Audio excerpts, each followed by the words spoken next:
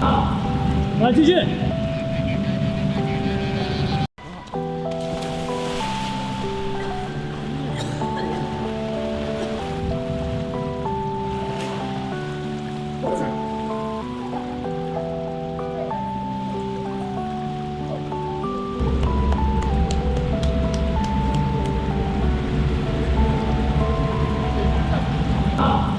来继续。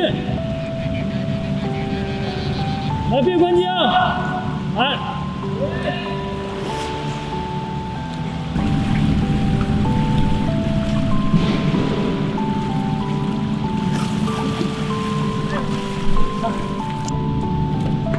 OK， 停！来，上来！没事，我帮你啊，你帮他也可以。我跟你说，陆老师，头发要紧啊，没事的。然后我是很臭，我妈可以听着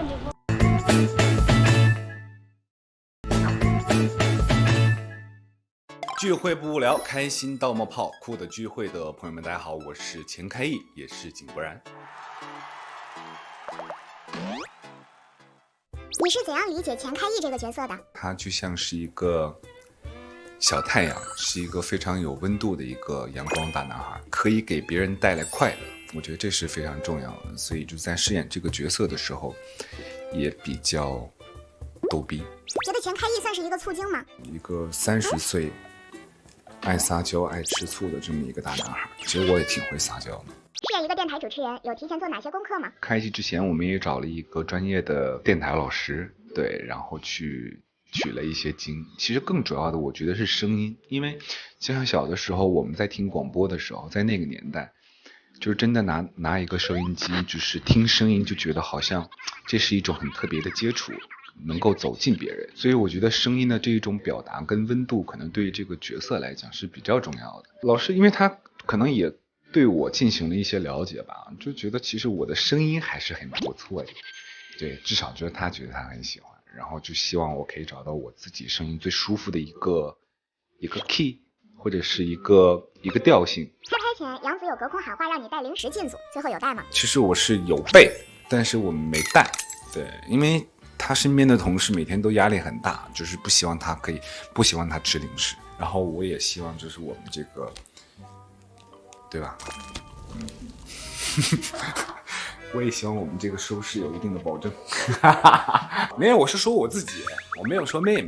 还记得多年前跟杨紫合作的第一部剧吗？现在想起来，印象最深的是什么？就有点不堪回首，也不想回忆，因为那会儿就是首先年纪小，然后也对于演戏、对于角色的理解也没有那么的深刻和透彻，所以就是那会儿就比较。青涩，对，就是回顾青春的感觉吧。就是隔了数年之后再相见，好像也会回到那个时候的一个就是旧相识，像同学聚会的一个感觉。觉得杨紫多年后有什么变化吗？我觉得没变，我觉得小杨紫真是没变，她还是那么活泼，还是那么幽默。我跟她在一起拍戏，在一起工作，给我最大的感受就是她能带给我快乐。首先她自己本身就很幽默。然后他也很会讲笑话。其次，我觉得就是他身上，我觉得就是最闪光点，是因为他的笑点很低，所以有些时候你给他讲什么笑话，你不用担心他不会笑，就是他完全就是在第一时间就可以 get 到你的一些笑点。我觉得这个就还挺让人满足的。女孩冲冲冲中的一些台词，现在还记得吗？反正你是个大白菜，我是个大西瓜，大白菜永远是大白菜。大西瓜永远是大西瓜，不记得，但有点印象。现在回想起那个画面，会觉得很社死吗？怎么说呢，很尴尬，想死。如果用水果或蔬菜来形容贺顿和钱开义的话，会是什么？我觉得贺顿有点像猕猴桃，不是猕猴桃，火龙果，可能外表比较比较带刺，对，或者是很难相处。对，有一些棱角，然后其实内心剥开之后，它是非常有营养的，然后非常有温度的，也非常脆弱的这么一个角色。我觉得钱开义像一个土豆，就是每一家每一户每一个人都不能缺少的一个营养。觉得杨紫和贺顿有什么相似或不同之处吗？我觉得跟她自己本身一定是有反差的。虽然就是妹妹本身自己就是性格是比较活泼、比较开朗的，对，但是我觉得就像之前女孩冲到女心理师，我突然间觉得，哎，杨紫长大了，她从一个小妹妹变成了一个大妹妹。然后在这个过程，整个对于自己的一个修炼的过程当中，就是你明显的感觉到他的心智其实是很成熟的，他经历了很多，只不过是他保留了自己当时的那一份阳光和纯真，对，这个是你能感觉到的。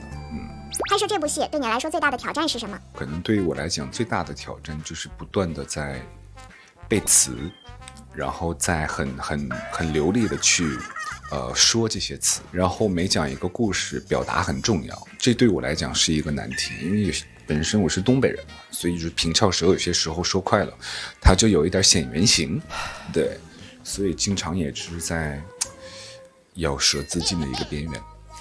但是后期就好很多，因为后期可能就整个你状态，你走进角色了，然后你在那个直播间里边，就整个放松了之后，就会顺利很多。生活中你是一个朋友们都很喜欢找的倾诉对象吗？我觉得我是，对，我觉得如果要是真的是能称得上朋友的，如果有什么问题，比如说会找我聊，我是一个好的倾听者。我不喜欢安慰别人，比如说我遇到事情的时候，我也不喜欢别人去安慰我，因为我觉得那个东西解决不了问题。我觉得更多就是倾听，然后就是陪伴。对，如果别人真的很需要我的意见的时候，那我就站在我自己的一个处理问题或者是角度去给一些建议就好了。对，都说演员这个职业需要强心脏，你会有哪些排解情绪的方式吗？我自己呢是一个特别想得开的人，就是我也会就会有点就是崩溃啊，或者是觉得这怎么办呢？就是很多解决不了的问题，那就不解决了，然后它也就过去了。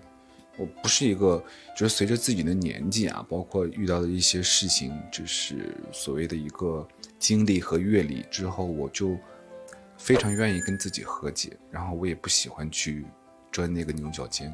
我觉得能过去的都会过去，过不去的也会过去。希望网友们看完这部剧能有怎样的收获？我觉得至少通过这样剧中就是角色的故事，然后影射到自己可能在生活在工作当中遇到的一些难题问题，让你自己的思绪或者是格局稍微会打开一些。我希望大家可以觉得我不是孤独的，对，可能这个是我们所有人现在都在面临的一个问题，然后我们一起去面对它，去直视它，然后去解决它就好了。